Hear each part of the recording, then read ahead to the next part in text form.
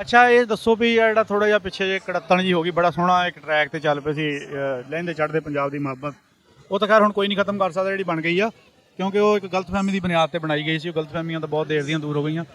ਤੇ ਅਗਰ ਸਮਝ ਲਓ ਕਿ ਬਾਬਾ ਨਾਨਕ ਮੌਜੂਦ ਹੁੰਦੇ, ਉਹ ਇਸ ਕ੍ਰਾਈਟੇਰੀਏ ਵਿੱਚ ਆਪਣਾ ਕੀ ਕਿਰਦਾਰ ਅਦਾ ਕਰਦੇ, ਜਿਹਦੇ ਵਿੱਚ ਲਹਿੰਦੇ ਚੜ੍ਹਦੇ ਪੰਜਾਬ ਦੇ ਜਿਹੜੇ ਪੰਜਾਬੀ ਦੇ ਦਰਮਿਆਨ ਇੱਕ ਫਿੱਕ ਪਾਉਣ ਦੀ ਕੋਸ਼ਿਸ਼ ਕੀਤੀ, ਉਹ ਆਪਣਾ ਕੀ ਰੋਲ ਪਲੇ ਕਰਦੇ? ਦੇਖੋ ਸ਼ੁਰੂ ਤੋਂ ਜਿਹੜੇ ਕੁਝ ਕੁ ਲੋਕ ਸਮਾਜ ਦੇ ਵਿੱਚ ਰਾਜ ਕਰਨ ਵਾਲੇ ਲੋਕ ਹੁੰਦੇ ਨੇ, ਜਿਹੜੇ ਚਤਰ ਚਲਾਕ ਲੋਕ ਹੁੰਦੇ ਨੇ, ਉਹ ਲੋਕ ਸਮਾਜ ਦੇ ਵਿੱਚ ਕੁਛ ਨਾ ਕੁਛ ਮਾੜਾ ਮੋਟਾ ਵੀ ਉਹਨਾਂ ਦਾ ਭਲਾ ਉਸ ਤਰ੍ਹਾਂ ਹੀ ਹੈ ਨਾ ਜਿਵੇਂ ਉਹਨਾਂ ਦਾ ਹੋ ਸਕਦਾ। ਮੈਂ ਸਮਝਦਾ ਕਿ ਉਸ ਵਕਤ ਜਦੋਂ ਬਾਬਾ ਨਾਨਕ ਮੌਜੂਦ ਸੀ ਦੁਨੀਆ ਤੇ, ਉਸ ਵਕਤ ਵੀ ਇਹੋ ਜਿਹੇ ਸਮਾਜ ਦਾ ਸਾਹਮਣਾ ਕਰਨਾ ਪੈਂਦਾ ਸੀ ਉਹਨਾਂ ਨੂੰ। ਹਾਂਜੀ ਲੇਕਿਨ ਉਸ ਸਮੇਂ ਵਿੱਚ ਉਹਨਾਂ ਨੇ ਆਪਣੀ ਇੱਕ ਜਿਹੜੀ ਮੁਹੱਬਤ ਦਾ ਦੀਪ, ਇੱਕ ਸ਼ਮਾ, ਇੱਕ ਜਿਹੜਾ ਦੀਵਾ ਜਲਾਇਆ, ਉਹ ਅੱਜ ਹੁੰਦੇ ਤੇ ਅੱਜ ਵੀ ਇਹੀ ਕੰਮ ਕਰਦੇ। ਹਾਂਜੀ ਹਾਂਜੀ ਬਿਲਕੁਲ ਉਹ ਨੇੜੇ ਕਰਨ ਵਾਲੇ ਕੰਮ। ਹਾਂਜੀ ਹਾਂਜੀ ਹੁਣ ਵੀ ਆਮ ਤੇ ਦੇਖੋ ਦੋਨੇ ਪਾਸੇ ਦਾ ਵੀ ਅਮਨ ਸ਼ਾਂਤੀ ਚਾਹੁੰਦਾ ਹੈਗਾ। ਲੇਕਿਨ ਉਹ ਸਮਝ ਲਓ ਵੀ ਅੱਜ ਸਾਡੇ ਵਿੱਚ ਮੌਜੂਦ ਨੇ, ਉਹਨਾਂ ਦੀਆਂ ਲਿਖੀਆਂ ਹੋਈਆਂ ਗੱਲਾਂ, ਉਹਨਾਂ ਦੇ ਕੀਤੇ ਹੋਏ ਅਮਲ, ਉਹ ਸਾਰੇ ਸਾਡੇ ਸਾਹਮਣੇ ਆ, ਅਸੀਂ ਦੇਖ ਸਕਦੇ ਹਾਂ, ਪੜ੍ਹ ਸਕਦੇ ਹਾਂ ਕਿ ਅੱਲਾ ਪਾਕਮ ਪਾਕ ਹੈ, ਸ਼ੱਕ ਕਰੂੰ ਜੇ ਦੂਸਰ ਹੋਏ,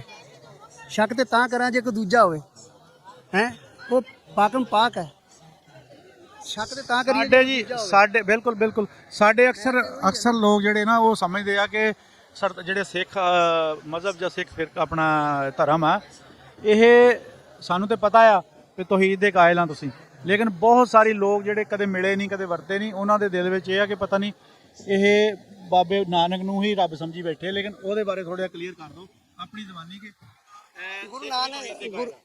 ਗੁਰੂ ਨਾਨਕ ਦੇਵ ਜੀ ਨੇ ਆਪਣੀ ਭਗਤੀ ਕਰਨ ਵਾਸਤੇ ਸੰਦੇਸ਼ ਨਹੀਂ ਦਿੱਤਾ। ਉਹਨਾਂ ਨੇ ਇੱਕ ਅਕਾਲ ਪੁਰਖ ਵਾਹਿਗੁਰੂ ਦੀ ਇਬਾਦਤ ਕਰਨ ਦਾ ਸੁਨੇਹਾ ਦਿੱਤਾ।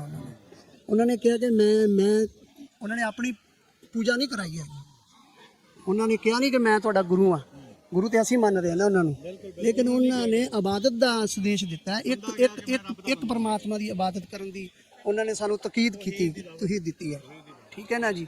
ਉਹਨਾਂ ਨੇ ਕਿਹਾ ਇੱਕੋ ਹੈ ਭਾਈ, ਇੱਕੋ ਹੈ, ਇੱਕੋ ਹੈ ਭਾਈ, ਇੱਕੋ ਹੈ, ਬਸ ਇੱਕ ਹੈ, ਠੀਕ ਹੈ ਨਾ। ਐਸੀ ਜਾਈਦਾ ਜੀ ਮੁਖਤਲਿਫ ਗੁਰਦੁਆਰਿਆਂ 'ਚ ਜਿੱਥੇ ਉਹਨਾਂ ਦੇ ਆਪਣਾ ਗੁਰਬਾਣੀ ਦੇ ਲਿਖੇ ਹੋਏ ਆ ਸ਼ਬਦ, ਆਪਣੇ ਉਹਨਾਂ ਦੇ ਥੱਲੇ ਤਰਜਮਾ ਕੀਤਾ ਹੋਇਆ, ਉਹ ਤਰਜਮਾ ਜਿਹੜਾ ਨਾ ਉਹ ਬਿਲਕੁਲ ਉਹੀ ਚੀਜ਼ਾਂ ਸਾਨੂੰ ਕੁਰਾਨ 'ਚ ਦੇਖਣ ਨੂੰ ਮਿਲਦੀਆਂ, ਉਹੀ ਚੀਜ਼ਾਂ ਉੱਥੇ ਲਿਖੀਆਂ ਹੁੰਦੀਆਂ। ਦੇਖੋ ਉਹ ਤਾਂ ਹੈ ਹੀ ਹੈ ਜੀ। ਦੇਖੋ ਗੱਲ ਇੱਕੋ ਹੀ ਹੁੰਦੀ ਹੈ, ਸਿਰਫ ਉਹਨੂੰ ਕਰਨ ਦਾ ਢੰਗ ਤਰੀਕਾ ਅਲੱਗ-ਅਲੱਗ ਹੋ ਸਕਦਾ ਹੈ, ਠੀਕ ਹੈ ਨਾ। ਹੁਣ ਦੇਖੋ ਅੱਲਾ ਅਰਬੀ ਦਾ ਸ਼ਬਦ ਹੈ, ਉਹਦੇ ਵਿੱਚ ਉਹਨੂੰ ਉਸ ਮਾਲਕ ਨੂੰ ਅੱਲਾ ਕਹਿ ਕੇ ਪੁਕਾਰਿਆ ਜਾਂਦਾ ਹੈ, ਤੇ ਆਪਣੀ ਪੰਜਾਬੀ ਦੇ ਵਿੱਚ ਉਹਨੂੰ ਵਾਹਿਗੁਰੂ ਕਹਿ ਕੇ ਪੁਕਾਰਿਆ ਜਾਂਦਾ ਹੈ।